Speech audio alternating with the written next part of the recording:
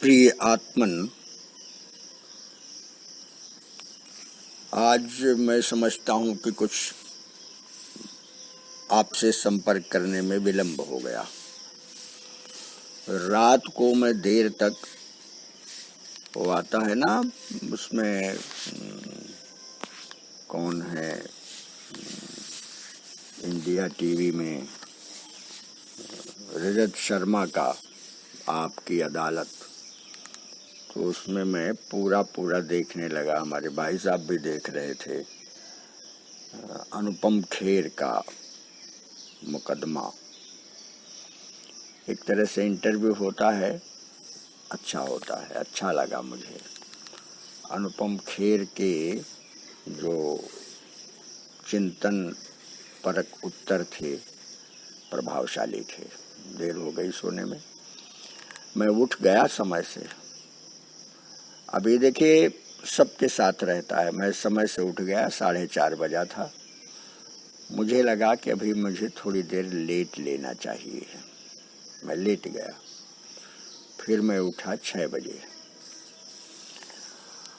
अब अगर मैं न लेटता तो व्यवस्थित रूप से मेरा कुछ अध्ययन, कुछ स्वाध्याय, कुछ सब कुछ हो जाता। मैं नेति करता हूँ, उसका मैं पात्र लाया हूँ, लेकिन यहाँ बाहर रखा रह गया, बाथरूम में ले जाने को भूल गया, मैंने उसको छोड़ दिया। यह मनुष्य का मन, शरीर, इस संसार की व्यवस्थाएं, कार्य, ये सब ऐसे चलते हैं कि बहुत मेहनत के बाद उनका अभ्यास हो पाता है कि कहीं किसी प्रकार की त्रुटि न हो। और मेरे प्यारे आत्मीजन, यह अभ्यास जब इतना हो जाता है कि शरीर उसके लिए बिल्कुल तत्पर रहता है, बिल्कुल माने जैसे हमारा रिफ्लेक्स एक्शन होता है कि पलक झपक जाती, हमको पता ही नहीं चलता। अब यह साधना भी होती है, लेकिन एक ही अद्भुत साधना है। केवल मैं जो कुछ सुना है, मैंने कुछ पढ़ा है, वो बता देता हूँ। इस साधना से मेरा कोई परिचय नहीं है, कोई अभ्यास नहीं है, लेकिन आया मन में तो मैंने बता दिया कि अच्छा भाई, अरे चलो कोई बात नहीं, मैं उससे नेति करता हूँ, पाठ नहीं, वो मग से करके देखता हूँ। अच्छा, मग से चलो नहीं बन पड़ा, कोई बात नहीं। यह जो कोई बात नहीं है, यह मनुष्य को सामान्य मनुष्य बनाए रखने में तो सहायक है, लेकिन मनुष्य के मनुष्यत्व की अनुभूति कराने में यह कोई विशेष सहायता नहीं करती। और इसलिए मेरे प्यारे आत्मीजन, यह जो आत्मचिंतन है, ये जो ध्यान है, यह जो समय पर कार्य करने की आदत है, यह भी दो बातें मैं प्रायः कहता हूँ। एक अपना जो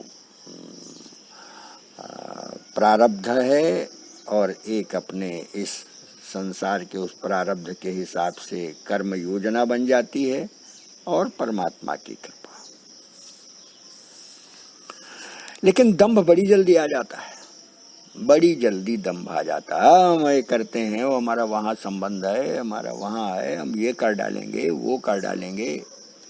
इसके लिए कोई कोशिश नहीं करनी पड़ती मेरे आत्मीजन, कोई कोशिश नहीं करनी पड़ती, सहज आता है। जैसे फसल हम खेत में बोते हैं, अब किसान पना आ गया ना हमारे भीतर, तो उसका ध्यान आता। फसल बोते हैं, बड़ी मेहनत करते हैं, उसकी जुताई करते हैं, सफाई करते हैं, उसमें कुछ प्रारंभ में खाद डालते हैं, फिर अच्छा बीज लेते हैं, उसको बोते हैं, वो देखते हैं रोज, अभी निकला, अच्छा 5 दिन में उगना चाहिए, अभी नहीं उगा, क्या बात हो गई। और फिर जब उगता है तो खुशी होती, और घास अपने आप आ जाती, अपने आप स्वयमेव। अब देखते हैं कि अच्छा भाई, ये घास, अरे भाई न पनपे तो ज़्यादा ठीक है। अब आप पानी लगाते हैं, खाद लगाते हैं, डालते हैं, तो क्या होता है कि फसल तो कम उसको प्राप्त करती, वो ज्यादा खींच लेती, क्योंकि उसकी जड़ें ज्यादा दूर तक फैली रहती हैं। अपने आप स्वयमेव प्रकृति के द्वारा आ गई। अब वो परमात्मा का एक प्रकार से यहाँ अवदान है, दे रहा है, और ये हमारी कोशिश है, यानी हम माध्यम बने हैं ना, हम माध्यम बने हैं, तो परमात्मा एक परीक्षा लेता रहता है कि तुम भी कर रहे हो, हम भी कर रहे हैं, हमारा किया हुआ ये देखो कैसे फल फूल रहा है, और तुम्हारा किया हुआ कोशिश करनी पड़ती है। यह एक प्रकार से परमात्मा की परीक्षा है। बड़ा रोचक एक आख्यान ध्यान आ गया, केन उपनिषद में है, केन उपनिषद, उसमें देवासुर संग्राम हो गया है, देवता जीत गए हैं, कोशिश करके जीतते हैं देवता। हम लोगों की संस्कृति में देवता जिताए भी जाते हैं, अच्छे माने ये जो होते हैं अच्छे अभिनय वगैरह, तो उसमें अंत में जो दैवी शक्ति है उसी को जिताते हैं हम लोग। वो पाश्चात्य में कुछ दूसरा होता है, हम भटक न जाएं इसलिए संकेत करके आगे बढ़। तो जब देवता जीत गए तो उनको अहंकार हो गया कि हमने तो इनको जीत लिया।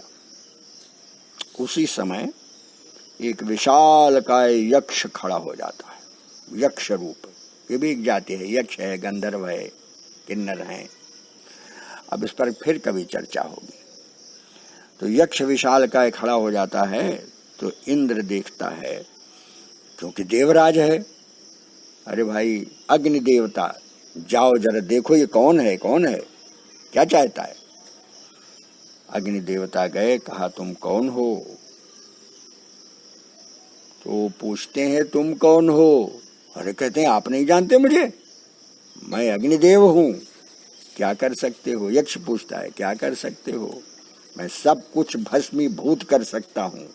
एक तिनका डाल दिया उन्होंने सामने, तिनका, तिनका, इसको जला दो। अब वो बड़े दर्भ से, बड़े घमंड, इसको जलाने में कितनी देर है। आग जलती रही, दहकती रही, भड़कती रही, भभकती रही, तिनका नहीं जला, नहीं जला, नहीं जला। वो लज्जित होकर अग्निदेव वापस आए, महाराज वो एक हम जान नहीं पाए, उन्होंने तो बताया नहीं मैं कौन हूं, लेकिन एक तिनका डाल दिया और कहा कि ये जलाओ, मैं नहीं जला पाया, मैं बहुत लज्जित हूं। अरे तुम तिनका नहीं जला पाए, वायुदेव जाओ, अरे उन्होंने कहा मैं भी उड़ा फेंक देता। यही सवाल जवाब हुआ, यही सवाल जवाब हुआ। अब जब पहले तो वायुदेव ने पूछा तुम कौन हो, कहा भाई तुम बताओ कौन हो, बताया, फिर वो तिनका उड़ा नहीं पाए, लज्जित हो गए। और जैसे ही फिर वायुदेव पराजित होकर आए तो इंद्र स्वयं जाता है, तो वो अंतर्ध्यान हो जाते हैं, विलुप्त हो जाते हैं। और जब विलुप्त हो जाते हैं तो आश्चर्यचकित होकर और परेशान होकर शरणागत भाव लेकर इंद्र खड़ा हो जाता है कि हे परमात्मा आप कौन है। तो उसमें आता है केन उपनिषद में भगवती हेमा प्रकट होती है। ये देखो शक्ति है, ध्यान रखिएगा, शिव के साथ भी शक्ति जब चलती है तो शिव कल्याणकारी होता है, और कल्याणकारी दोनों अर्थों में, निर्माण होगा तो बनाएंगे और नहीं तो उसको ध्वंस करेंगे, फिर नए सिरे से बनाएंगे, ये सृष्टि का नियम है। तो भगवती हेमा प्रकट होती है, क्या कहती है, सबकी शक्तियों का स्रोत एक ही तत्व है। और फिर वो भगवती हेमा इंद्र को ज्ञानोपदेश देती हैं, तुम क्या हो, तुम एक प्रकार से किसी के प्रतिनिधि हो। मेरे आत्मीय जन, प्रतिनिधि जब अपने को मालिक समझने लगता है, तब फिर सचमुच में मालिक उसके प्रतिनिधित्व को उसको ध्यान दिला देता है। कई बार होता है कि निकाल बाहर करता है, फिर वापस रखता है, कई बार कुछ करता, कई बार कुछ करता है। इस प्रकार का यह संसार का सत्य चलता रहता है। उपनिषदों में इस तरह की तरह तरह की कथाएं हैं। इसलिए मेरे प्यारे आत्मीय जन, उपनिषद वो तमाम ऐसे हैं जो अर्थ सहित हैं। आप उनको पढ़िए, समय निकाल कर पढ़िए, हम भी पढ़ें, आप भी पढ़ें। और इससे क्या होगा? इससे होगा कि अपनी भीतर की जो आत्मशक्ति है, चिंतन शक्ति है, अपना इस संसार को समझने का भाव है, वह स्पष्ट होता रहेगा। हम न बहुत ज्यादा दंभाभिभूत होंगे, दंभाविभूत, दंभ से अभिभूत, और न बहुत अरे हम क्या हैं, हम क्या हैं, हम नाचीज हैं। कई बार ऐसा होता है, उर्दू वालों में होता है, इस नाचीज को ये कहते हैं, आपका कहते हैं कि कौन सा अपने घर को कुछ खराब कहते हैं, आपके घर को कुछ अच्छा कहते हैं, वो शब्द मुझे याद नहीं आ रहे हैं। दौलत खाना और गरीब खाना। हाँ, आपका दौलत खाना है, हमारा गरीब खाना है। मैं नाचीज हूँ और आप सब कुछ हैं।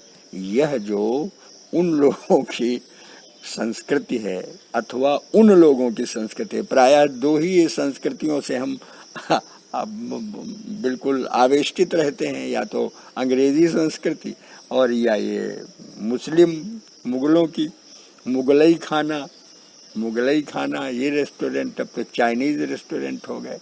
इसलिए मैं बहक न जाऊं, सार तत्व में आपको यही समझा रहा हूं, अपने को समझने की चेष्टा सतत करते हुए, और हम इस संसार के महत्वपूर्ण अंग हैं, आत्मबोध भी तत्वबोध भी। आत्मबोध, मैं दीनहीन नहीं हूँ, मैं परमात्मा का अंश हूँ, सो हम, मैं वही हूँ, ये भाव, चिदानंद रूप शिवोहम शिवम। और जब इस प्रकार का परमात्मा के साक्षात्कार का भाव आए तो मैं, तू है गगन विस्तीर्ण, तो मैं एक तारा क्षुद्र हूँ। मैं आपका अंश हूँ। आप महासमुद्र हैं तो मैं आपकी लहर हूँ। तू है महासागर अगम, मैं एक धारा क्षुद्र हूँ। लेकिन वो क्षुद्रता मेरी हीनता नहीं है, मेरा बोध है। बहुत बहुत आशीष, धन्यवाद।